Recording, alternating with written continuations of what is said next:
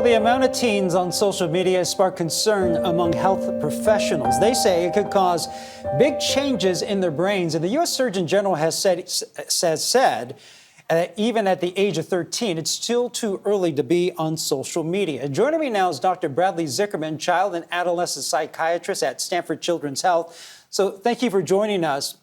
Is there an appropriate age range for kids to actually start using social media? So I agree with the Surgeon General's statement. I do have concerns about a 13-year-old having a social media account. There might be some 13-year-olds that are mature enough to maybe handle the responsibilities of it, but in most cases, I don't think that's the case.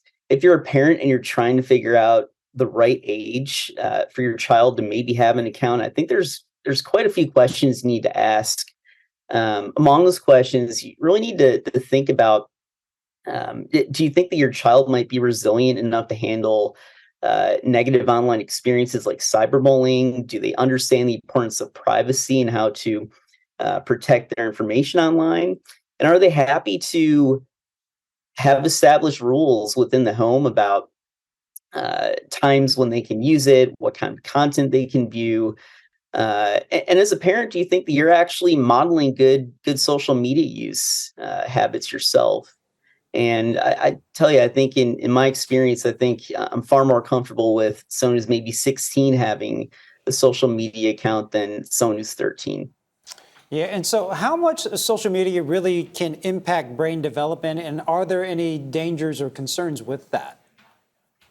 I think we're still trying to figure out the exact amount of time it takes to actually have potential harms from using social media. I'd say the more that you use it, the more risk there is that you could have potential harms.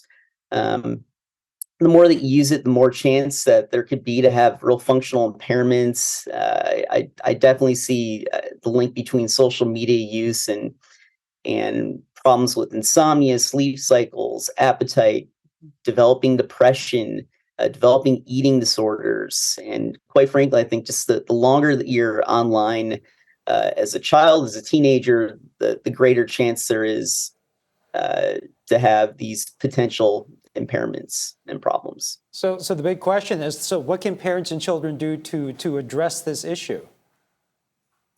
Well, I think it's important to try and set boundaries and rules at a really young age. The families that I work with, I think, have the most success when they might start actually putting together a family media use plan when maybe their child's 6 or 7, even 8 or 9. But I think if you try and make some changes and rules about social media use when you have an older adolescent teenager, it becomes a lot more challenging, and there's going to be a lot more conflict within the home. And I think parents need to understand the potential pitfalls of social media use. I wish there was more formal education, even within schools, about these potential harms.